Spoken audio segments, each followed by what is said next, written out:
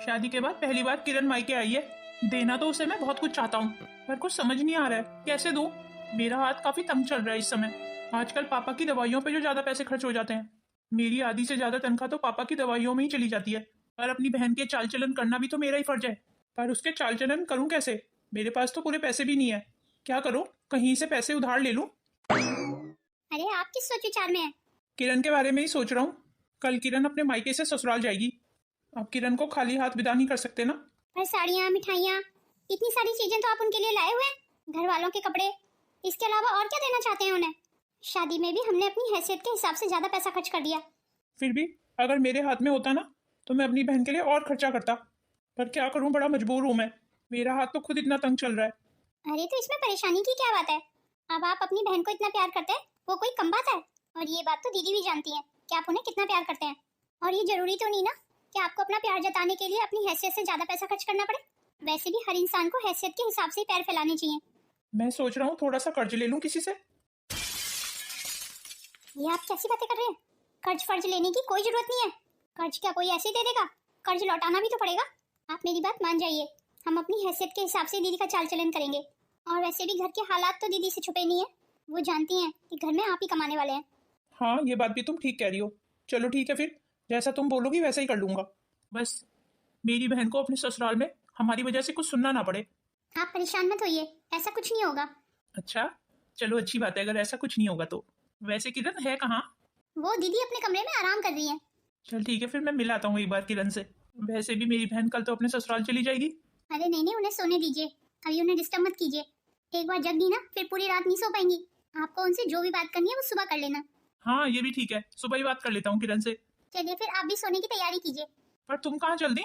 वो माँ जी के घुटनों की मालिश करके आ रही हूँ। उनके घुटनों में 2 दिन से बड़ा दर्द है। बस मैं अभी आई। और पापा को दवाई भी देनी है। अपने आप दवाई लेते कहाँ है वो भूल जाते हैं। छोटे बच्चों की तरह दवाई याद दिलानी पड़ती है उनको। पता है, कभी कभी तो मैं ये सोचता हूँ अगर तुम मेरी जिंदगी में नहीं होती तब क्या होता। तुमने मुझे और इस घर को बहुत अच्छे से संभाला हुआ है। बस मैं तो हमेशा इस घर की खुशियाँ चाहती हूँ। हम सबके बीच में ऐसी प्यार मोहब्बत बनी रहे। बस मैं फिर अभी आती हूँ। मेरी ससुराल जाने का मेरा मन तो नहीं है, फिर भी जाना तो पड़ेगा। पर इन्होंने अगर फिर से मुझ पे हाथ उठाया तो लगता तो नहीं है कि आप हाथ उठाएंगे। किरण बेटा क्या कर रही है? हाँ आप अभी तक सोई नहीं? आइए आइए। क्या बात है किरण, तू मुझे कुछ परेशान सी लग रही है। तेरे ससुराल में सब ठीक तो है बेटा? हाँ हाँ माँ, मैं अपने ससुराल में बहुत खुश हूँ। आप बिल्कुल फिक्र मत कीजिए। बस आप ऐसे ही परेशान हो रही हैं माँ। मेरे ससुराल में सब बहुत अच्छे हैं। ये तो बहुत अच्छी बात है, ये सुन के बहुत अच्छा लगा। अच्छा किरण, कल दामाजी तुझे लेने आ रहे हैं ना? पता नहीं माँ आ रहे हैं या नहीं। आना तो चाहिए वैसे उन्हें। अंकित को बोल दूंगी मैं। वो दामाजी से सुबह फोन पे बात करके पूछ लेगा कि वो आ रहे हैं या नहीं। वैसे वो आ जाते तो ज्यादा अच्छा रहता। चल ठीक है, तू अब आराम कर। अभी तक तो मैं ससुराल में खुश नहीं हूँ माँ। आगे का तो मुझे भी नहीं पता। भगवान करे आगे भी सब ठीक ही रहे। और अगर इनका आगे भी यही रवैया चलता रहा तो मैं क्या करूंगी? ये सोच के ही मन घबराने लगता है। भगवान करे सब ठीक ही रहे। मेरे अंदर तो इतनी हिम्मत भी नहीं है कि मैं उनका सामना कर सकूं। सच पूछो ना, मेरे लिए भी सब कुछ नया नया है। मुझे तो दीन दुनिया की समझ ही नहीं है। पर मैं क्यों परेशान हो रही हूँ? वहाँ पे भी तो माँ समान सास है मेरी। अच्छा बुरा बताने के लिए वो है ना। वैसे भी मुझे हिम्मत से काम लेना होगा। यूँ डरने से बात नहीं बनेगी। ससुराल का माहौल कैसा होगा ये तो कल ससुराल जाने के बाद ही पता चलेगा। कम से कम आज तो मैं अपने मायके में हूँ। ऐसे सोचा विचारी करके बहुत रात हो गई। चलो अब सो जाती हूँ। बुआ, फूफा जी ने मेरे लिए क्या भिजवाया है? फूफा जी ने मुझसे कहा जो भी हमारी गीतू को चाहिए वो उसे दिला देना। सच कह रही हो आप? फूफा जी तो बहुत अच्छे हैं। हाँ वो तो है। बुआ आपको पता है मैं पापा से कई दिनों से साइकिल मांग रही हूँ, पर पापा है कि दिलाते ही नहीं है। क्यों क्यों नहीं दिलाते आपको साइकिल? पापा कहते हैं अभी बुआ की शादी में काफी पैसा खर्च हो गया। पापा के पास साइकिल दिलाने के लिए पैसे ही नहीं है। आपको पता है बुआ, मेरे सारे फ्रेंड्स के पास साइकिल है, बस मेरे पास ही नहीं है। तू चिंता मत कर गीतू, मैं तुझे साइकिल दिला दूंगी। क्या सचमुच आप साइकिल दिला देंगी मुझे? हाँ हाँ एकदम सच। थैंक यू सो मच बुआ, आप कितनी अच्छी हैं। बुआ आज मैं आपके पास ही सो जाऊं? हाँ हाँ क्यों नहीं, बुआ भतीजी दोनों साथ साथ ही सो जाते हैं। पर बुआ आपको मुझे कहानी सुनानी पड़ेगी। हाँ हाँ कहानी भी सुना दूंगी। भाभी इनसे कोई बात हुई? ये मुझे लेने आज आ रहे हैं ना? पता नहीं दीदी, सुबह से तुम्हारे भैया कई फोन कर चुके हैं जिया जी को, पर वो फोन ही नहीं उठा रहे। आपके और जिया जी के बीच में सब ठीक है ना दीदी? हाँ हाँ भाभी, हमारे बीच में तो सब ठीक है। हाँ हाँ, वो इसलिए ना, इन्होंने कई बार फोन किया था जिया जी को और वो कोई रिस्पॉन्स ही नहीं कर रहे, इसलिए थोड़ी सी फिक्र हो गई थी मुझे। अरे भाभी, वो हर समय मीटिंग में बैठे रहते हैं, वो आज भी किसी मीटिंग में ही होंगे। हाँ, ऐसा ही हुआ होगा शायद। पर दीदी मुझे ये समझ नहीं आ रहा है, आपसे ज्यादा इम्पोर्टेंट उनकी मीटिंग है उनके लिए? हे भगवान, पता नहीं क्यों मेरा मन बहुत घबरा रहा है। ससुराल का नाम आते ही पता नहीं क्यों मैं इतना डर से जाती हूँ। आखिर ये भैया का फोन उठा क्यों नहीं रहे? तो क्या उस दिन ये प्यार से मुझसे मीठी मीठी बातें कर रहे थे, वो सब दिखावा था?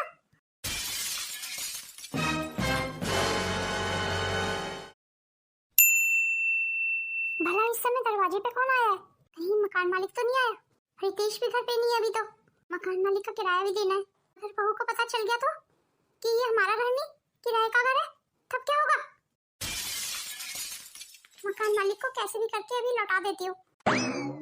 दरवाजे पे कौन है माँ जी? दरवाजा खोलिए ना।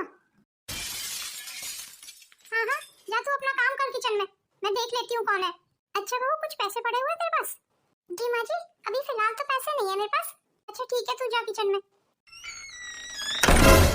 क्या बात है माँ, इतना समय लगता है दरवाजा खोलने में? अरे मुझे लगा मकान मालिक आया है किराया लेने। अच्छा है तू है। अरे आप आ गए? आप सारी रात कहाँ रहे थे? तुझसे 100 बार बोला है ना, अपनी हद में रहा कर। तू भला कौन होती है मुझसे सवाल जवाब करने वाली? जा आप जल्दी से मेरे लिए चाय बना ला। इन्हें क्या हुआ माँ जी? नहीं नहीं, कुछ भी नहीं हुआ। रितेश तो स्वभाव से ही ऐसा है, और तू भी ज्यादा सवाल जवाब मत किया कर। अच्छा बहू, बाथरूम में कुछ कपड़े पड़े हुए हैं, उन्हें जाके धो दे। माँ जी, क्यों ना हम वॉशिंग मशीन खरीद ले? वो क्या है ना माँ जी, कपड़े धोने में फिर थोड़ी आसानी हो जाएगी। अरे बहू, इतना आलस भी ठीक नहीं है। जब से तेरी शादी हुई है तब से तेरी डिमांड ही नहीं खत्म हो रही है। ये खरीद लो, वो खरीद लो। घर की बहुएं घर का काम करते हुए अच्छी लगती हैं। मैंने नहीं किया आज तक सारे काम, और जब तुझे इतना ही शौक था तो अपने मायके से ले आती। ये माँ जी को एकदम क्या हो गया? इस घर में किसी का कुछ पता नहीं चलता है। मुझे तो इन लोगों की हरकतें कभी कभी बड़ी अजीब लगती है। कुछ बात तो है जो ये मुझसे छुपाने की कोशिश कर रहे हैं। रितेश, अभी मकान मालिक का फोन आया था। ये मकान मालिक क्या कह रहा है? ऐसा क्या कह दिया मकान मालिक ने? तूने पिछले 2 महीने से किराया नहीं भरा है? 2 महीने का किराया तो तुझे पहले ही दे दिया था ना कि मकान मालिक को दे देना जाके। क्या किया तूने उन पैसों के साथ? वो पैसे तो मुझसे खर्च हो गए।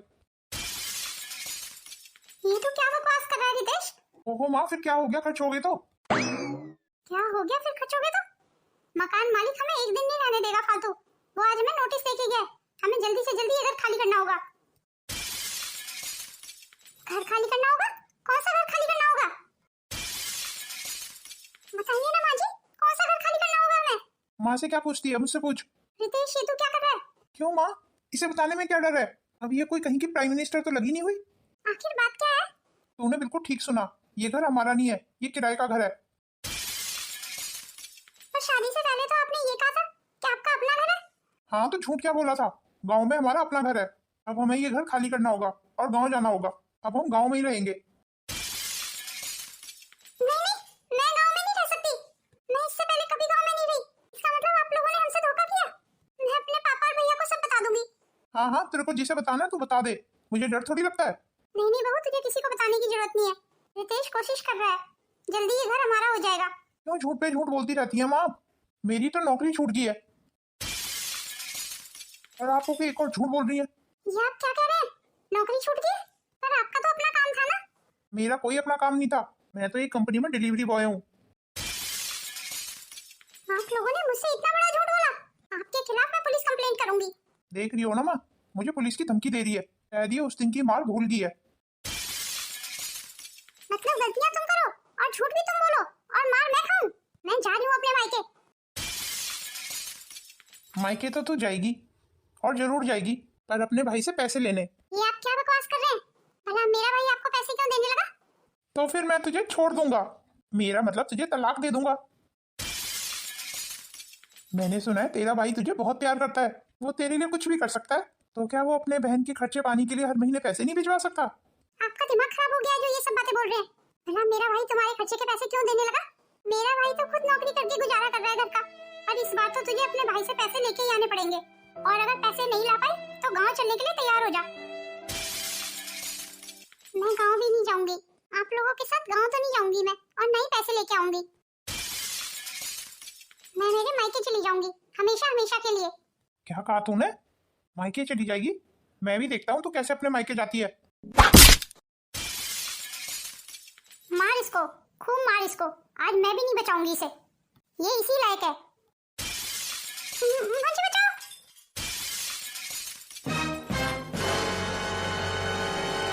बोल, लाएगी पैसे या नहीं? मुझे छोड़ दीजिए, मुझे मारिए मत, जैसा आप बोलोगे मैं वैसा ही कर लूंगी। ये हुई ना बात। हमारे घर के हालात तो दिन ब दिन बिगड़ते जा रहे हैं, ऊपर से मेरे ससुर की तबीयत ठीक नहीं रहती। इतना तो हमारे खाने पीने का खर्चा नहीं है जितना उनकी दवाइयाँ आ जाती हैं। बड़ा मुश्किल हो रहा है खर्चा चलाना। अब लगता है मुझे भी कोई ना कोई काम देखना पड़ेगा।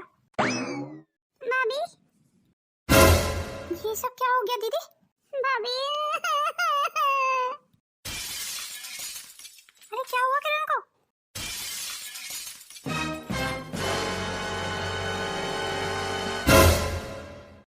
आप ही बताइए भाभी, अब मैं क्या करूं? मुझे उस आदमी से बहुत डर लगता है भाभी। मुझे दामाद जी से और तेरी सास से ये उम्मीद बिल्कुल नहीं थी। मैं उस घर में वापस नहीं जाऊंगी माँ। क्यों? उस घर में आप वापस क्यों नहीं जाएंगी? ऐसे ही सब कुछ छोड़ देंगी? क्या मतलब भाभी? देखो दीदी, मतलब बिल्कुल साफ है, उस घर में आप भाग के नहीं गई हैं। हमने बाकायदा आपकी शादी की है। इस दुनिया में यूं ही किसी को कुछ नहीं मिलता है। आपको अपना हक तो लेना ही पड़ेगा दीदी। सही मायने में वही अब आपका घर है। देखो दीदी, हो सकता है आपको मेरी बात बुरी लग जाए। आज आपके ससुराल वालों ने कुछ पैसों के लिए मार पीट के आपको आपके मायके भेजा है। हो सकता है उन्हें आगे इस सब की आदत पड़ जाए। और दीदी, आपको तो पता है आपके पापा और आपके भैया आपको कितना प्यार करते हैं। वो आपको अगर बार बार ससुराल से दुखी आता देखेंगे तो क्या बीतेगी उन पे? तुम्हारे भैया तो तुम्हें जान से ज्यादा प्यार करते हैं। आपका गम देख के कल को उन्हें कुछ हो गया तो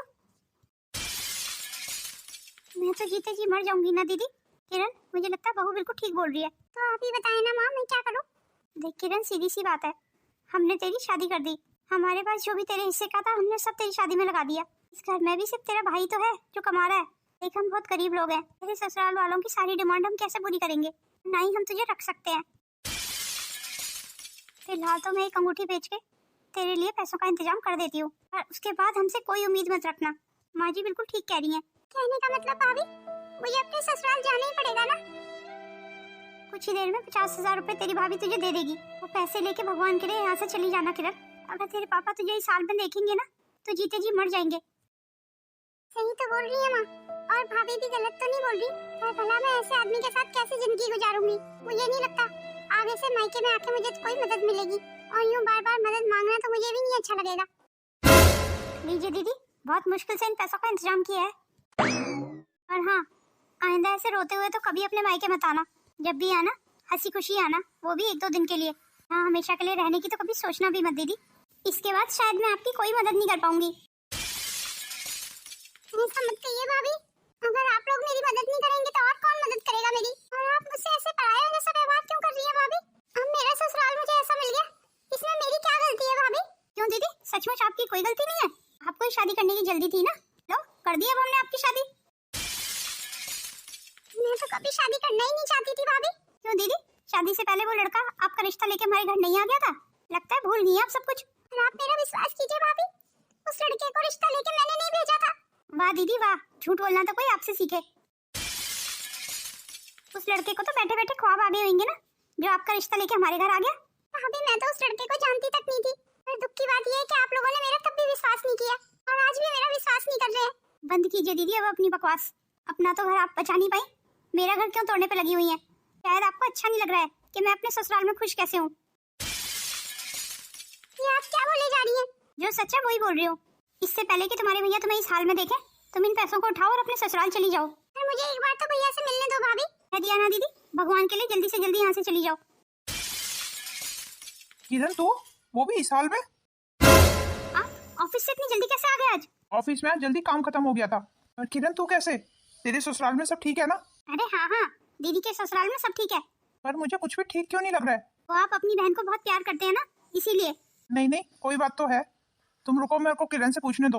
आप अपने ससुराल में खुश है ना किरण दीदी? बता दीजिए ना, आपके भैया बड़े परेशान हो रहे हैं। जी भैया, मैं अपने ससुराल में बहुत खुश हूँ। चल फिर तो ठीक है, नहीं तो एक बार को तो मैं घबरा ही गया था। अरे भाई अंकिता, जाओ किरण के लिए अच्छा अच्छा खाना बनाओ। नहीं भैया, मुझे निकलना होगा। पर इतनी जल्दी क्यों निकलना होगा? अरे भैया, ये ऑफिस गए हुए थे ना, इसलिए मेरा आप लोगों से मिलने का मन कर रहा था, तो इसीलिए मैं चली आई थी। अब आप लोगों से मिल ली, बस अब घर चलूंगी, नहीं तो सासू माँ गुस्सा हो जाएंगी। हाँ हाँ कोई बात नहीं है, तू खाना वगैरह खा ले, फिर मैं तुझे तेरे ससुराल खुद छोड़ने चलूंगा।